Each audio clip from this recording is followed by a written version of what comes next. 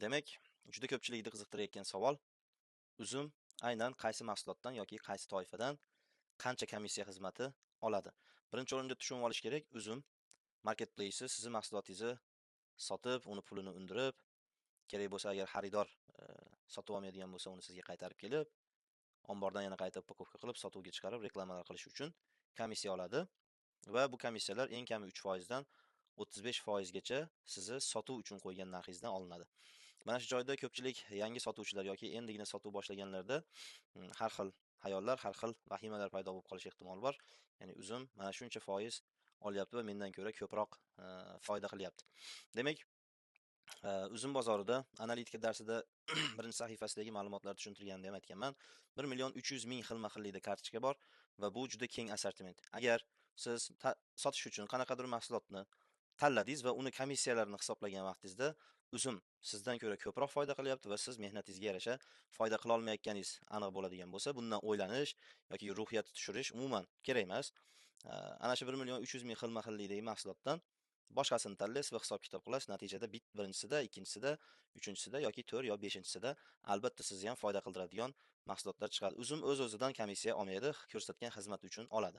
Yana bir narsa, hech qachon uzum marketplace yoki onlayn marketplacelar sizdan nima olayotganini emas, balki nimani evaziga nima berayotganiga e'tibor qiladigan bo'lsangiz, ruhiyatingiz sinmaydi va savdoda davom etishingiz oson bo'ladi. Demak, hozir uzumda qaysi tovarlar uchun qancha komissiya olishini qisqacha osongina ko'rish yo'lini o'rgataman. Bunda sizga planshet yoki kompyuter kerak bo'ladi.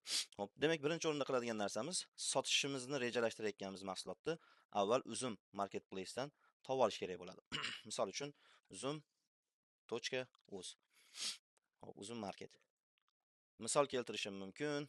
Hozirgi vaqtda elektron joynamozlar sotuvi yaxshi bo'lgan payt, chunki Hayit bayrami va Ramazonga ko'pchilik sovg'a sifatida ham sotib olishadi. Xo'p, tasavvur qiling, siz mana shu elektron joynamozdan sotmoqchisiz va Xitoydagi narxini belgiladingiz, aniqladingiz va uni olib keltirib sotmoqchisiz. Demak, birinchi o'rinda sizni bilishingiz kerak bo'lgan narsa, mana shu sotuvchi sotuv narxini shunda qo'ygan. Bu qachonki xaridor uzum kartasidan foydalangan vaqtda beriladigan skidka narxi. Lekin bu yerda sotuvchi mana shu narxni belgilagan va sotuvchiga aynan shu narx bo'ladi. Xo'p, demak, uzum qancha komissiya olishini aniqlamoqchisiz. Birinchi qiladigan ishingiz, bizda hozir men sizga mana shu video ostida ilova qiladiganim komissiyalar kalkulyatori bor. Buni ochadigan bo'lsangiz, demak, mana shunaqa holat kelib chiqadi. Birinchi o'rinda siz qiladigan ishingiz savdo komissiyasi UZBga o'tkazib olasiz va Ctrl, ya'ni Ctrl F ni teng bosadigan bo'lsangiz, qidiruv oynasi kelib chiqadi. Qidiruv oynasida nima deb qidiramiz? Hech qanaqa ortiqcha yozib taxmin qilishni kerak yo'q. Biz allaqachon bizda nima qidirishimiz aniq va u mana shu toifalarga belgilangan bo'ladi va oxirgi toifalar ichidan oxirgisini kopiya qilamiz va mana shu ochilgan Excelda Ctrl F bilan yana takrorlayman, buni Ctrl F ni bosadigan bo'lsangiz, qidiruv oynasi ochiladi va mana shu joyga tashlaysiz. Найти далее. Demak, bu topdi hozir. Faqat bu yerda mana ko'rib turganingizdek, biroz yupqaroq ramka bilan, hoshiya bilan belgilangan aynan mana shu. Hop, demak, aynan mana shu toifa bo'ladi.